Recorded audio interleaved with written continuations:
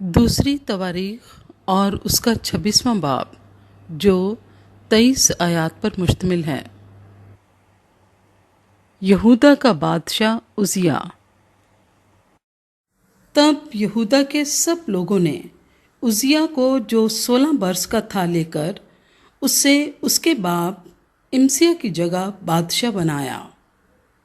اس نے بادشاہ کے اپنے باپ دادا کے ساتھ سو جانے کے بعد ایلود کو تعمیر کیا اور اسے پھر یہودا میں شامل کر دیا۔ عزیہ 16 برس کا تھا جب وہ سلطنت کرنے لگا، اور اس نے یروشلم میں 52 برس سلطنت کی۔ اس کی ماں کا نام یکولیہ تھا جو یروشلم کی تھی۔ اس نے وہی جو خداوند کی نظر میں درست ہے ٹھیک اسی کے مطابق کیا جو اس کے باپ امسیہ نے کیا تھا، اور وہ زکریا کے دنوں میں جو خدا کی روایتوں میں ماہر تھا خدا کا طالب رہا، اور جب تک وہ خداوند کا طالب رہا خدا نے اس کو کامیاب رکھا۔ اور وہ نکلا اور فلسطینیوں سے لڑا اور جات کی دیوار کو اور یبنا کی دیوار کو اور اشدود کی دیوار کو ڈھا دیا، اور اشدود کے ملک میں اور فلسطینیوں کے درمیان شہر تعمیر کیے۔ اور خدا نے فلسطینیوں اور جور بال کے رہنے والے عربوں اور مایونیوں کے مقابلے میں اس کی مدد کی،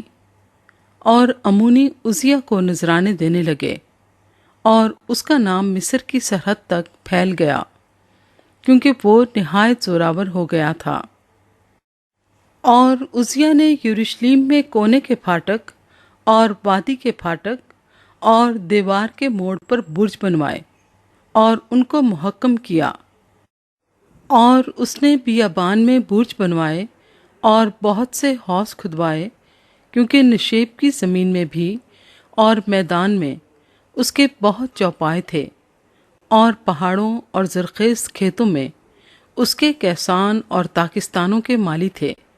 کیونکہ کاشتکاری اسے بہت پسند تھی۔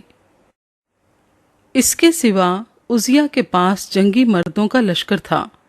جو یحییل منشی اور ماسیہ ناظم کے شمار کے مطابق غول غول ہو کر بادشاہ کے ایک سردار حنانیہ کے ماتحت لڑائی پر جاتا تھا، اور آبائی خاندانوں کے سرداروں یعنی زبردست سورماؤں کا کل شمار 2600 تھا، اور ان کے ماتحت 3,7,500 کا زبردست لشکر تھا جو دشمن کے مقابلے میں بادشاہ کی مدد کرنے کو بڑے زور سے لڑتا تھا۔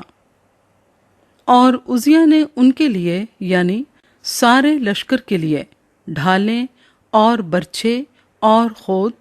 اور بختر اور کمانے اور فلاخن کے لیے پتھر تیار کیے، اور اس نے یروشلم میں ہنر مند لوگوں کی ایجاد کی ہوئی قلعیں بنوائیں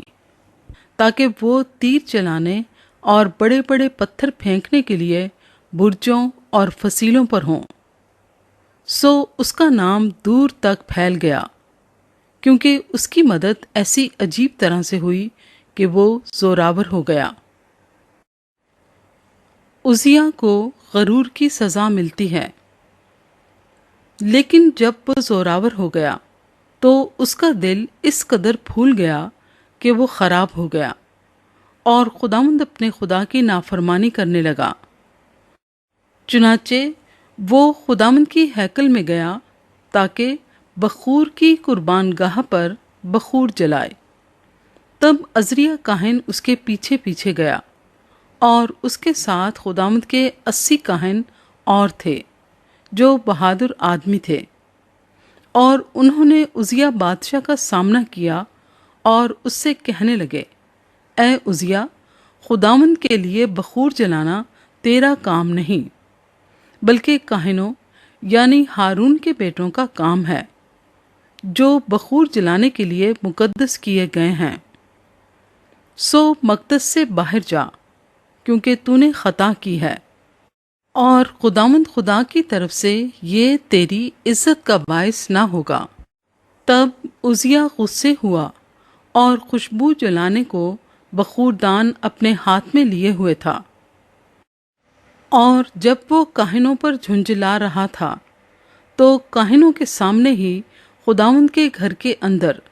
بخور کی قربان گاہ کے پاس اس کی پیشانی پر کوڑ پھوٹ نکلا، اور سردار کاہن عزریا اور سب کاہنوں نے اس پر نظر کی، اور کیا دیکھا کہ اس کی پیشانی پر کوڑ نکلا ہے، سو انہوں نے اسے جلد وہاں سے نکالا، بلکہ اس نے خود بھی باہر جانے میں جلدی کی، کیونکہ خداوند کی مار اس پر پڑی تھی۔ چنانچہ عزیہ بادشاہ اپنے مرنے کے دن تک کوڑی رہا، اور کوڑی ہونے کی وجہ سے ایک الگ گھر میں رہتا تھا، کیونکہ وہ خداوند کے گھر سے کاٹ ڈالا گیا تھا، اور اس کا بیٹا یوتام بادشاہ کے گھر کا مختار تھا اور ملک کے لوگوں کا انصاف کرتا تھا۔ اور عزیہ کے باقی کام شروع سے آخر تک آموز کے بیٹے یسایہ نبی نے لکھے۔ سو عزیہ اپنے باپ دادا کے ساتھ سو گیا، اور انہوں نے قبرستان کے میدان میں جو بادشاہوں کا تھا اس کے باپ دادا کے ساتھ اسے دفن کیا، کیونکہ وہ کہنے لگے کہ وہ کوڑی ہے۔ اور اس کا بیٹا یوتام اس کی جگہ بادشاہ ہوا۔